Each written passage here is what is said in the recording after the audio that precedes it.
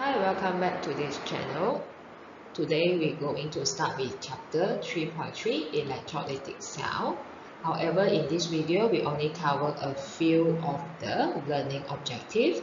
First, we need to know how to draw the electrolytic cell and explain its operation. Then, next one, we are going to identify the factors that will affect the product form. Next, based on the factors, we are going to predict the product. Okay, electrolytic cell also similar with the galvanic cell is made up from two electrodes.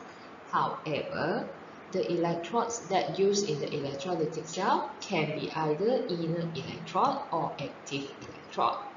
And then the difference is both electrode is immersed into an electrolyte. This electrolyte can be molten salt. Molten basically is from the word melt. Okay, so basically, for example, if we have NaCl solid, so once the NaCl melts, so it will produce Na plus liquid and Cl negative liquid. Solid melt will turn to liquid, or the electrolyte also can be the aqueous solution. So, as in the galvanic cell, cation is attracted to cathode. However, the cathode is connected to negative terminal of the battery and then also undergo reduction. So basically the statement here, cation move to cathode, undergo reduction is same as the galvanic cell. However, cathode is positive terminal in galvanic cell, it will become negative terminal when it is in the electrolytic cell. So, same case happen to the anion attracted to anode and then will undergo oxidation. But the anode will be connected to positive terminal of the battery.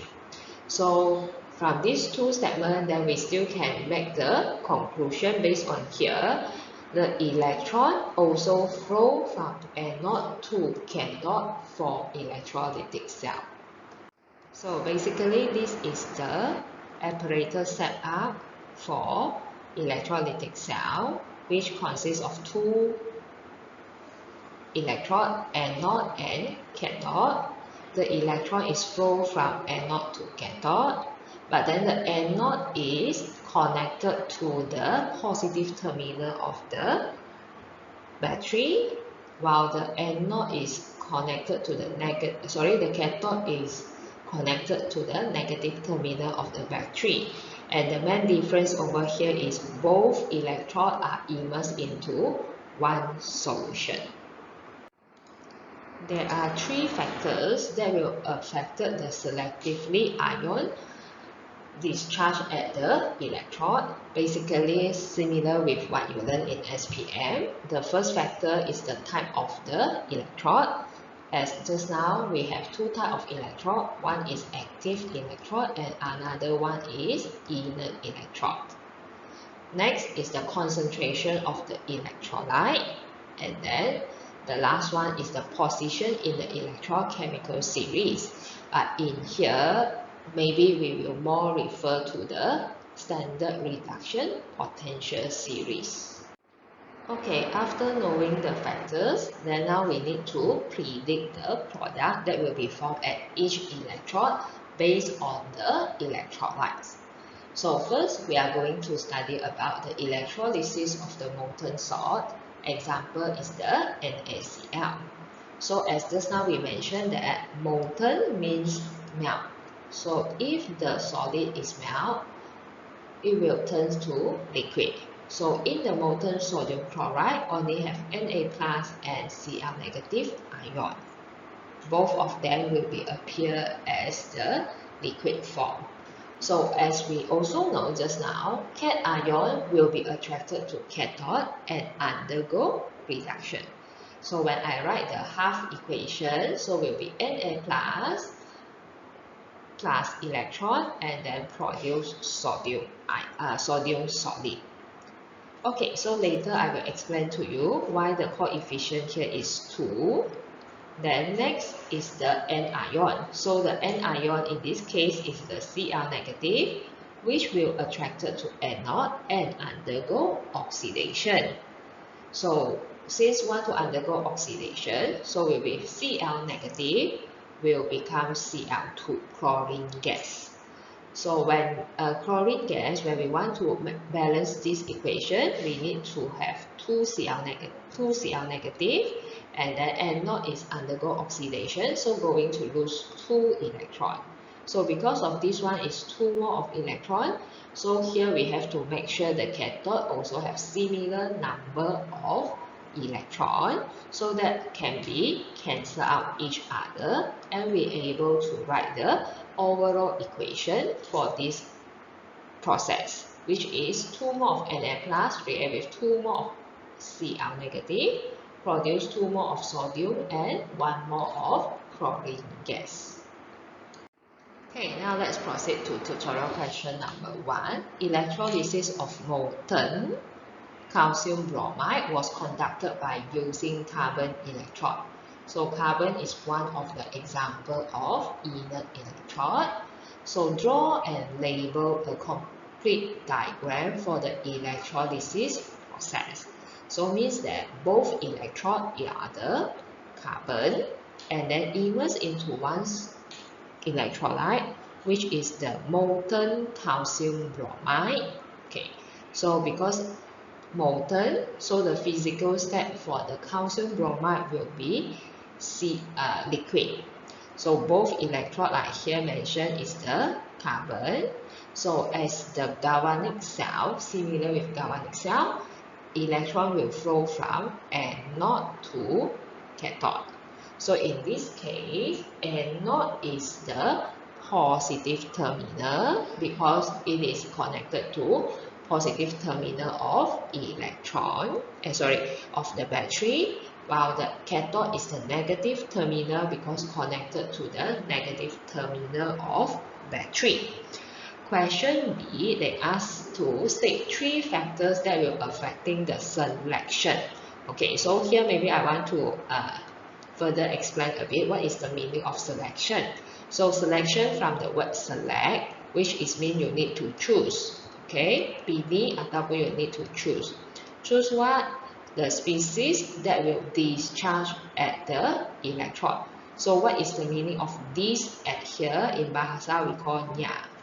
So dinyachaskan. So it means that we will select the ion and then make the ion have no charge. So will either become the atom or molecule. So the 3 factors basically is similar with what you learned in SPM, like just now we have mentioned. So you can say that the position in electrochemical series, and where here we will say that is referred to the standard reduction potential series. Next one is the concentration. The last factor is the nature of electrode or type of electrode. So basically, we don't need to have a very specific electrode. So any electrode you immerse in, and then you will classify them only goes to active electrode or inert electrode. So similar as the galvanic cell, inert electrode always only refer to carbon and platinum. So beside from these 2 electrodes, others electrode if used in the electrolytic cell will be considered as active electrode. However, here we still focus on the inert electrode only. So next one is the question C. Write the chemical equation for the reaction occur at anode and cathode. So as just now we already know, the electrolyte is calcium bromide. So if the calcium bromide melt, so they will produce calcium 2 plus liquid and bromide ion liquid. So if I want to balance this equation, for sure here we have 2Br negative. So like just now we mentioned that discharge is mean nya charge. So you can see both Ca2 plus and Br negative have charge. So Ca2 plus is cation, so cation will be attracted to the cathode, while the Br negative is the anion, so will discharge to the anode. So Br negative have charge, so after discharge it will become Br2. So to balance this half equation, you will put 2 Br negative in front here and then balance. As we know, anode is the oxidation will happen at the anode, and the oxidation process will lose electron, so the electron will be at the right hand side. While for the cathode, which in this case is the calcium 2 plus, will gain 2 electrons, so that become calcium liquid. So later, since this question asks us to write the equation at anode and cathode, so we no need to write the overall equation, is okay. But if you want to write the overall equation, like normally what we did, we will combine both half equation by cancelling the number of electrons. So for this one, the overall equation will be calcium 2 plus liquid plus 2 more of Br negative liquid produce calcium and Br2 gas. After discuss about the electrolysis of the molten salt, next one we are going to discuss about the electrolysis of water. Again, we still focus on the inert electrode. So once in the water, so means that water molecule are present in the solution. So both the molecule, water molecule will move to the anode and cathode. So now here just want to give you some hints. Okay, so remember like this, at the cathode, so you can see the H first.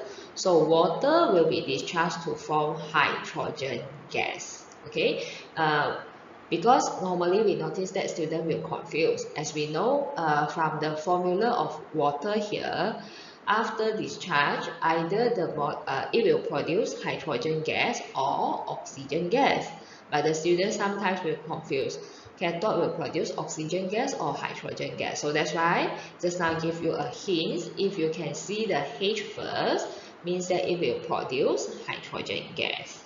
So now we need to learn how to write the half cell equation at the cathode.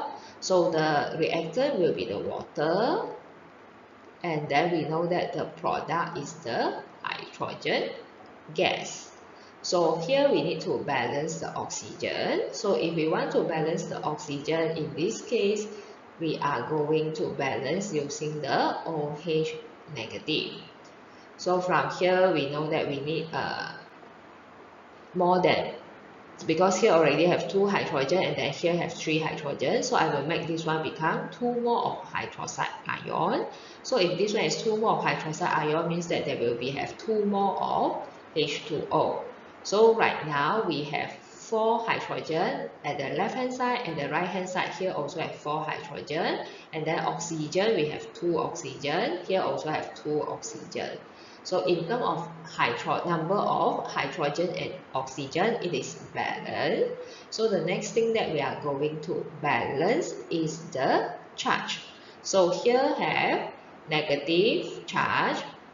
So we will place the electron here. So 2 negative, so here we have 2 more of electron. Then next we can double confirm that this is the reaction happen at the cathode. Cathode always undergo reduction. So reduction is a process at where we are going to gain electron. So basically this half equation is okay, is accepted, because already balanced in terms of number of hydrogen, oxygen, and also the charge. Again, don't forget about the physical state. For this one, don't miss out the aqueous for the OH negative.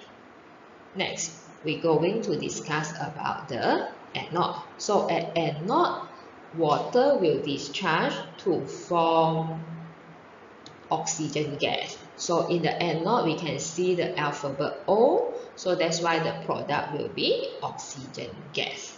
So as usual, after we already identify the product form, then you are going to write the half cell equation at the anode. So H2O liquid produce oxygen gas.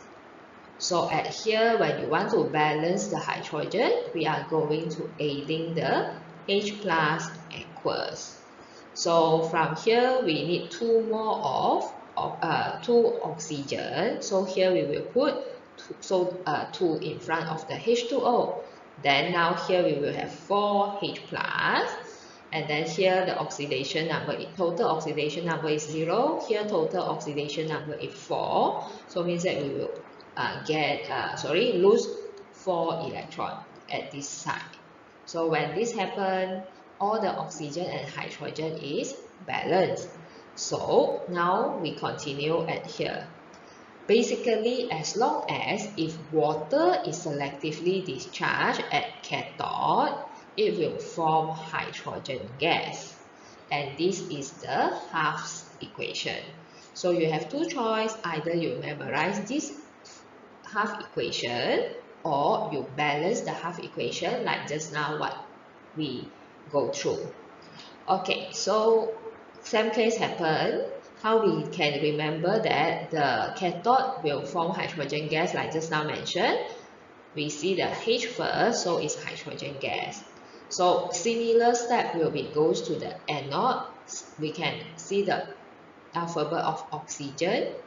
So means the product form is the oxygen gas. So this half equation also same. Either you memorize it or you can balance it yourself.